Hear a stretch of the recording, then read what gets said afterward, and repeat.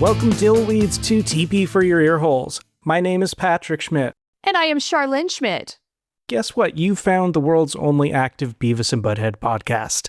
Congratulations, fuckers! And today we're going to be talking about Beavis and Butt-head episodes that have not aged well.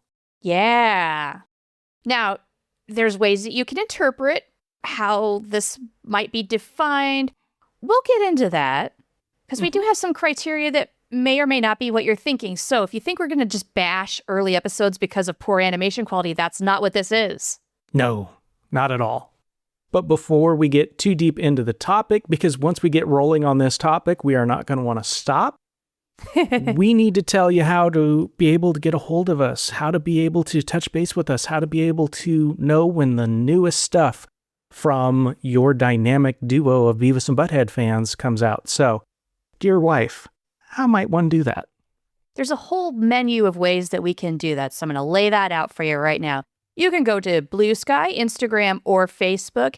Go to TP For Your Earholes, just search around for that. You're going to find us there. You can get our updates there. You can comment there. You can also listen to us on YouTube, and you can comment there. Please don't forget to like, subscribe, and hit all the buttons there and do all those things. The algorithm really loves that, and we thank those of you who have already been doing that. And you can also go to our website, tpforyourearholes.com, and there's a contact form there. You can fill that out and reach us directly. That'd be awesome. Let's just dive right into this topic. Episodes that didn't age well. Now, we said at the top, this could mean two possible things, right? Yeah. What we're defining it as is episodes from the original run, so the first 7 seasons, that if they were made today, the premise wouldn't work. It would completely fall apart. So yes, we're looking at episodes that are like the biggest reflection of their time. Right. Where this worked in the 1990s, but in 2026, maybe not so much. And I think we found 2 big categories that correspond to whether or not an episode works. And they are?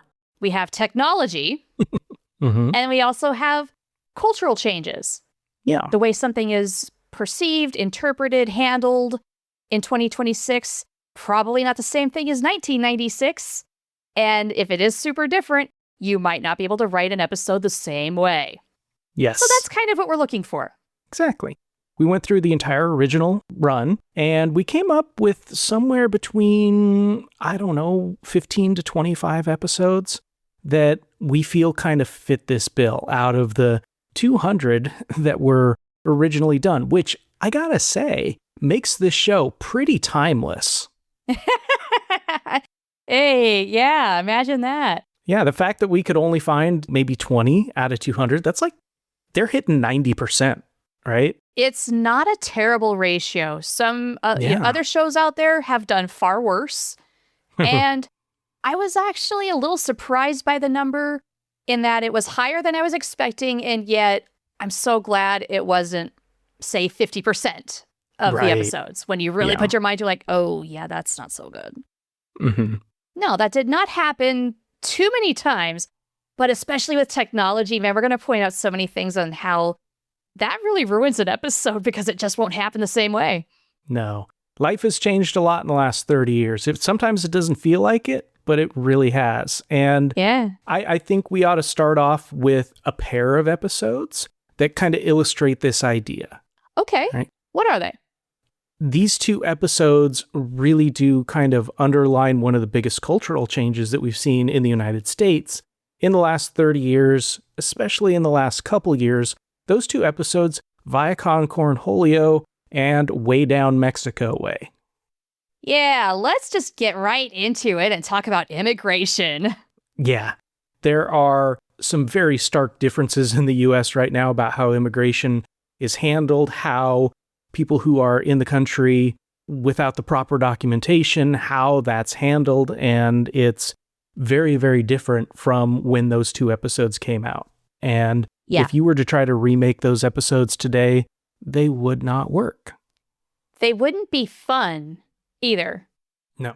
And yeah, doing an ICE storyline on Beavis and Butt-head just, frankly, is something I don't think I want in the lineup. Do you?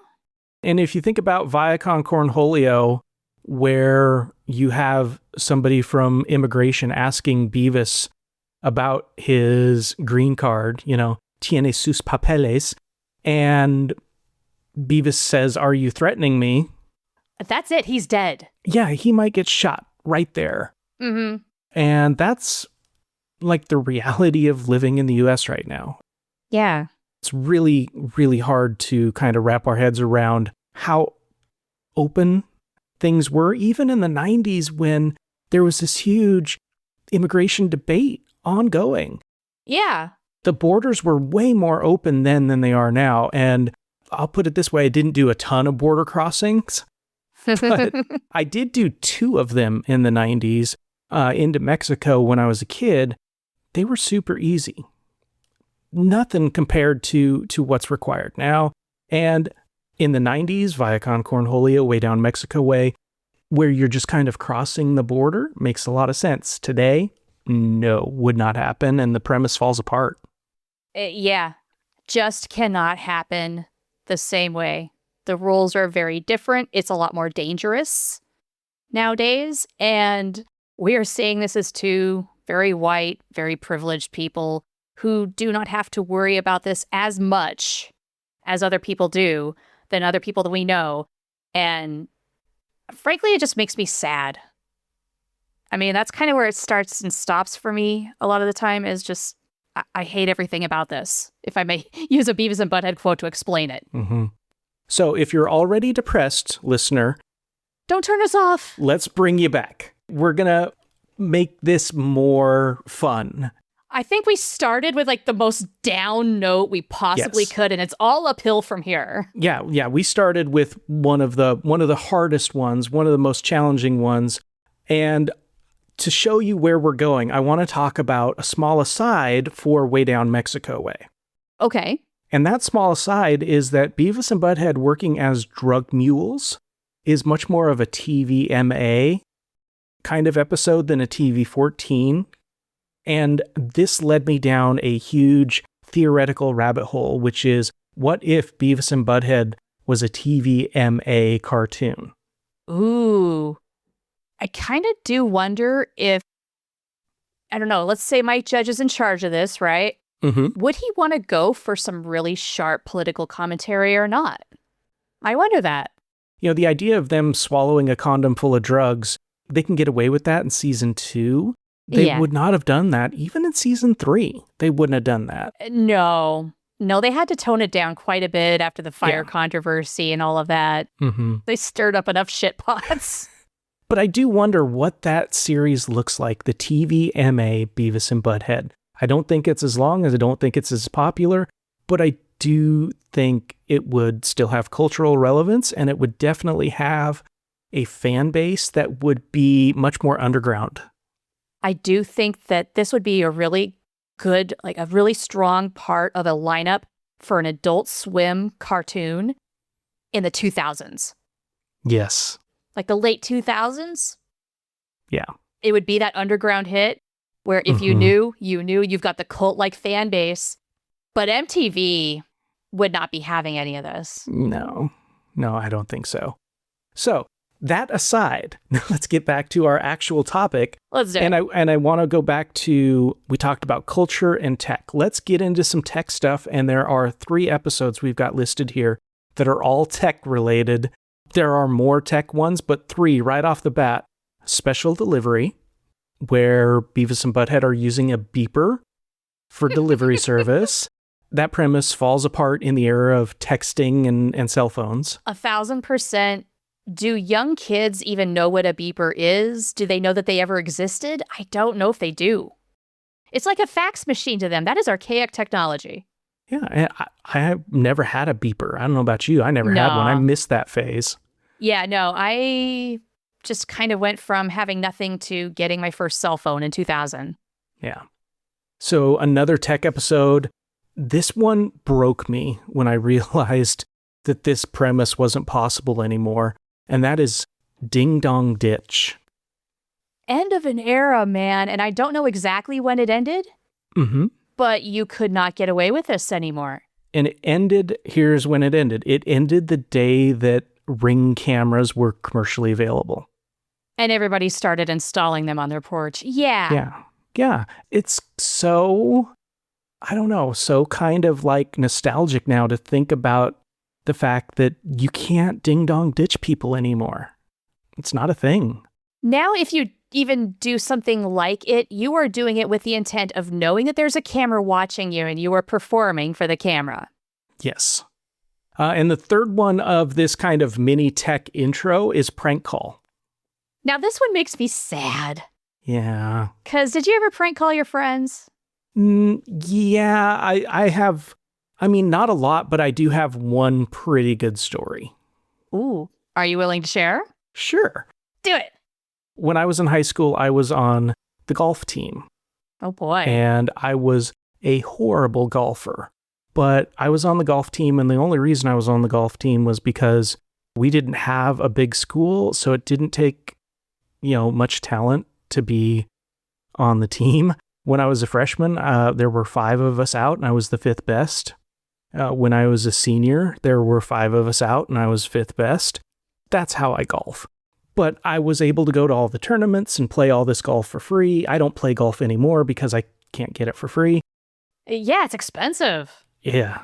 So I basically joined the golf team to get free golf.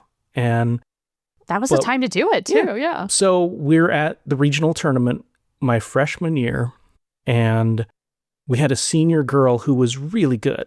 Like, after the first day, she was in like the top 5. And so we gave her a call in her hotel room that night from our hotel room. Uh-huh. And I pretended to be a coach from one of the other schools. And I said, we got a notification that you forged your scorecard and you have been eliminated from the tournament. Oh, you assholes. Yeah. And she said, the first thing out of her mouth was, "You're kidding." And I was like, yeah. She knew she didn't do it? No, she was almost broken up. It was like a real reaction. Like, it wasn't like, "Oh, gotcha, Patrick." She was like, "You're kidding." Oh no. And then I was like, yeah, I'm kidding.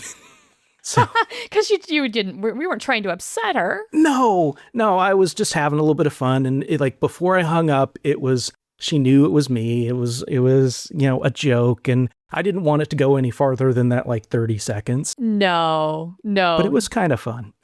Did you feel like a jackass? Me? Yeah. No, okay. It was hilarious. See, yeah, I always did dumb shit like that with my friends too. And It was fun, but it was before caller ID. And prank call even includes caller ID. Harry Sachs gets it. You have to kind of remember, this was a thing you would have to get a separate device that you would pay extra money for back in the day. And now your caller ID, you don't answer the phone if you don't recognize the number in your cell phone. Yeah. So if somebody were to give you some stupid prank, one, you'd probably just ignore it. Or if you do answer it one time, well, then you're going to block that number. End of story. There's no episode. Yeah. That premise kind of falls apart. Yeah. Sad. Oh, well. Sad. All right. So the next grouping of episodes that we have, I think there's 4 episodes here together that represent things that we just don't have culturally anymore. Ooh, okay. What are they? So one is At the Movies, which is an early one, like season 2. When's the last time you saw a drive-in theater? I know they still exist, but they are so much less common than they were even in the 90s, and they were way bigger earlier than that. Yeah, even by the 90s, they were basically dead. Yeah. Another one is 1-900 Beavis. Do 900 numbers still exist? I don't stay up late enough anymore to know if they still advertise 900 numbers. Now, did you ever call a 900 number? I did not. Did you? Did you call 900 Lick? No, my friends and I called the, what was her name? Was it Miss Cleo? Miss Cleo. We called the Miss Cleo psychic hotline because you got your first 2 minutes for free. Okay. We called that 30 times in a day. Just to get your 2 minutes and click? And the whole idea was we were going to see how far we could get and then hang up before our 2 minutes were out. Because that was the whole game, right? Yeah. Was their game is to keep you on the phone for as long as possible. Yes. And you were doing the opposite. And we were telling them all kinds of ridiculous shit and lying to them. It was fun. But I heard later that some of those calls lasted for more than 2 minutes. Uh-oh. And the other two guys got in trouble and I didn't. And I remember they told me that they got in trouble. And I was like, why am I not in trouble too? You know? Yeah, like, you were there. You're an accomplice. how have I avoided this? Give me the punishment because I deserve it too. Oh, you're so honest. It never happened. And it blows my mind, like to this day, that they got in trouble and I didn't. And I was ready and willing to accept my punishment and was advocating for it. Never happened. Oh, man. You really should have paid for Miss Cleo. I should have. I really should have. And I guess it was like $50, which, you know, when you're a freshman in the 90s, yeah. Oh, God, that's a lot of money. Yeah. And especially for something so stupid. Yeah. And they were split it 2 ways. And I was like, God, I need to be in on, like, I need to pay my share. Yeah. It just never happened. So. Oh, man. Okay, you owe a couple friends some money. Give them $15. Mm-hmm. I still feel bad about it to this day. A third one, Late Night with Butt-head. What teenagers do you know are inspired by late night talk show hosts now? Yeah, if they know who any of them are. I mean, you probably know the names. Kimmel, Colbert, that sort of a thing. But late night talk shows used to be more of a nightly event. Do you remember this? Yes. Like, I remember the very last episode of the Johnny Carson show in 1992.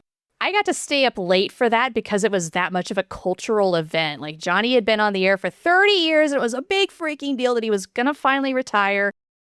And yeah, it was this big whole thing. And I remember in the 90s, I would watch Conan O'Brien and stuff like that. Whereas now, talk show hosts or talk shows themselves are going by the wayside. They are going away, like it or not. Yeah. So it's not going to be an aspiration to be a talk show host anymore. It's going to be something different. Yeah. It's going to be YouTubers or TikTokers. And if you want things being dropped from a tall building, like, you don't watch Letter Dude. You watch How Ridiculous. You know? You do. And if you haven't checked out that YouTube channel, go out there and look at it. And they drop shit, all sorts of stuff all the time. And it's very amusing. And the fourth one in this group is actually season 1, episode 1, Door to Door. Yeah. Also in this arena is also potentially the episode Candy Sale. Mm-hmm. Do you remember going door to door to sell things as an elementary student? I am so glad I never had to do this. Oh, gosh. It was one of my biggest fears because I didn't like talking to strangers. Stranger danger was instilled hard in me.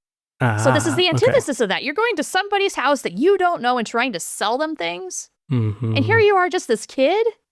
There's a reason why nobody does this anymore. Yeah, I had to do it with coupon books for my school. Oh. When I lived in Arizona, we would do them every year, and they were great little coupon books. They were awesome. The problem was all the kids in my neighborhood would sell to their parents, and there'd be no one left. Yeah. Yeah, that's kind of how it all works, right? Is maybe you get a couple randos here and there, but it's always your family that's supporting you. Yeah. Yes. I always felt bad for Girl Scouts and Boy Scouts back when the Girl Scout cookies are still a thing. I don't know if the Boy Scouts still do popcorn sales or not, but that used to be the bucket popcorn. That used to be a big thing. Yeah, you can still get that from the Boy Scouts. It's just you're not going to get it door to door. No one's going to knock on your door because, stranger danger. Yeah, one of my friends who has a kid, she's in Girl Scouts.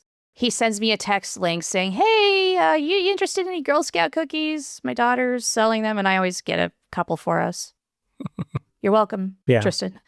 Yeah. All right, so we've talked a little bit about some technological things. Let's shift gears just for a quick second. We've got another 2. I love how we have themes going throughout this list. It's like this river. We've got different little curves here. These are more cultural things. And so these next 2 episodes we have listed are Spanish Fly and Dumbasses Anonymous. So what do these two have in common? These are problematic, and I think they were problematic even in the 90s to kind of center a show around, to center an episode around. Spanish Fly is just incredibly problematic as a basis for an episode of anything. And I think the difference is you get away with it in the 90s, you don't now. Mm-hmm. That's not to say that the way they handled it was wrong. I think they handled it appropriately. There were novelty purposes only on the label and all that kind of stuff. Like they covered their bases into making sure people knew that this was not a real thing. But today, you wouldn't even make that episode. It wouldn't even occur to you that that's a good story idea and you move on. Mm-hmm. And then the other one, Dumbasses Anonymous, bringing an actual alcoholic into a class. I'm not sure that had ever happened. I'm going to rely on our listeners right here. Were any of you ever put in that kind of situation where they would bring an alcoholic into class to talk about alcoholism in like a drug ed class or a health class? Here's what really gets me. Not only are they bringing somebody who is an admitted alcoholic, but Buzzcut is just roasting this guy. Look at this disgusting piece of shit. Do you want your life to turn out like him? And he's right there. Yes. And this guy is supposed to inspire you to not drink and don't fall into the rabbit hole of alcoholism. Well, Buzzcut, wow. Way to really lift this guy's spirits and help him inspire the youth of America here. Yeah. That's my big problem with, I honestly don't have a problem with, say, a former addict coming to speak about their story and share what they went through and try to kind of use their experiences as a cautionary tale. Hey, you don't want to get involved in this, and here's why. Yeah. Now, high school students, I don't know if that is a thing that does happen anymore, did happen a whole lot, not really sure. It didn't happen at my school, not with addiction anyway. Yeah. There were certainly other people came into classes and spoke. College, though, sure. Yes. I took a lot of addictions classes as a psych major. Absolutely, that happened. Yeah, but your professor didn't roast them. No, absolutely not. Yeah. So our next grouping of episodes, we got 5 episodes that are, again, dated because of the premise around how the situations come together. Yeah. Those 5, the first one, The History of Women, where Beavis and Butt-head go to the library, get help from the librarian to write a report. Doing research in books in a library? What? Were they actually using the card catalog? Whoa. By the way, shout out to all of our librarians out there. Hell yeah. Doing amazing work. Yeah, what you do is important. We're not dissing you. Yeah, and we wish more people would take advantage of it. Yeah, and honestly, go support your local library. Get a library card. It's like this massively untapped resource. There is so much there that's beyond just even books and even audiobooks. A lot of people are getting into Libby because it is a free service that's a part of your library membership. But a lot of times your public library will have things like classes that you can take. It can be a great way to socialize and meet new people. Check it out, guys. Could be fun. Second one is something we don't recommend, which is the episode Vidiots, which is based on a video dating service. Oh, golly. Which is worse, video dating services or dating apps? Here is a billion-dollar idea. What? A dating app that is video-based instead of photo-based. You would think that already exists, but being married to you for almost 20 years now, I've not exactly been on the dating app scene ever. No, I have never looked at a I don't know what we're missing. I've never even been over someone's shoulder as they've been on a dating app. No, I have no idea what Tinder looks like or even Match.com anymore. What's going on there? Not a clue. Never did, never will. Third one in this grouping, Teen Talk. Yeah, do shows like this exist anymore? I don't think they do. I don't think they do. Yeah. Nah. And the fourth one, Radio Sweethearts. Yes. Terrestrial radio, although I will admit, the wife and I have fallen into a very interesting rabbit hole the last few days because we downloaded the Radio Garden app. Oh my God. Which is streaming terrestrial radio from all over the world. Guys, it's so much fun. You take the balloon ride option. You can go anywhere in the world. You don't know what you're going to find. And one of our favorite things has been listening to metal stations from around the world. Because as stupid as this sounds, you guys, LA radio does not have a good hardcore metal station. You would think a city of this size would. We don't. And we know it's missing in our lives. Yeah, we don't even have a hard rock station. No. We have alternative. new alternative. Let's listen to Nirvana. Yeah, it's new alternative that has been around since the 90s. Which, Yeah. hey, is a great thing to have, but we definitely have been feeling the itch to branch out. And Radio Garden, you are an app I would pay for. Yeah. You are that good. And the last thing I want to say about the Radio Sweethearts episode is we don't have local DJs anymore. You know, we have Clear Channel where it's the same DJ in 1,000 stations across the country. So Yep. It's sad. the last one in this group is Stewart's House, which is, you know, the whole premise of that episode is Beavis and Butt-head going Stewart's house to watch pay-per-view. Yeah. When was the last time you got pay-per-view? Right? Remember when that was a thing? Oh, and you yes, could probably I do. rework the storyline to be something where it's like a live streaming event. Yeah, totally. But pay-per-view television? Oh my gosh, that's not a thing. I had to look up to see if pay-per-view still existed as a product in 2026. gosh. It does. Okay. And a lot of their stuff is live streaming sporting events. Yeah, that makes sense. Mm-hmm. That makes sense, especially boxing. Boxing has Yeah. always been a big pay-per-view thing. Yeah. I remember that's where I first heard the term pay-per-view. And I remember being completely confused because I heard the term pay-per-view and I was like, PAPER, pay-per-view. Oh, what yeah, the what? hell does that mean? I was so confused. And then I saw it spelled out one time and it solved everything. And I got so excited when we would occasionally get free coupons for a pay-per-view movie from our cable company. And on those rare occasions, my mom would let me order one. And you had to call a phone number to pick your movie in time so that you would have gosh. access to it on your cable. Oh, wow. That's how archaic that was. Yeah, we never did that in our house. So you were living the high life. It was great, man. All right, we have just a couple more left on our list here, and then we got to close this thing up. Yeah. So let's round this list out with Foreign Exchange, Bad Dog, and Pierced. Now, these are some very different episodes. They are very different and they don't really fit into any category, which is why we have them last. 'Cause Yeah. we kind of want to talk about them each. Foreign exchange, if you don't remember, a foreign exchange student comes to Highland and Beavis and Butt-head ruin him culturally.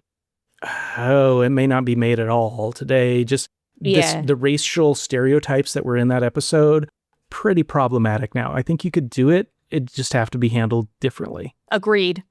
And with Bad Dog, I never adopted an animal back in the 90s, so I don't know how shelters worked exactly back then. But since then, I have become a big animal adoption advocate, have volunteered at shelters for many years. And I'd like to think that shelters today are at the very least a little more mindful of trying to make a good match between human and pet before somebody actually adopts. There's this whole process attached. You have to fill out applications. And it probably was simpler in the 90s. But, I mean, Beavis and Butt-head, they really get away with a lot in this episode. Yeah. Just they because really the dog do. is so bad. Yeah. All right. And the last episode that we're going to discuss is actually one of the episodes that got us interested in doing this topic, which is Pierced. Because this episode, how to put it, it's rife with things that don't happen today. For sure. Now, for one thing, I don't think you can go to a piercing shop with a note from home and you're under 18 that just says, Mom says you can do it, and they'll do it. I don't think that's the way it works anymore. Stop me if I am wrong, guys. But I'm pretty sure you have to have somebody with you who is over 18. Yeah. Yeah. And then the other thing, so we talked about like the technicalities.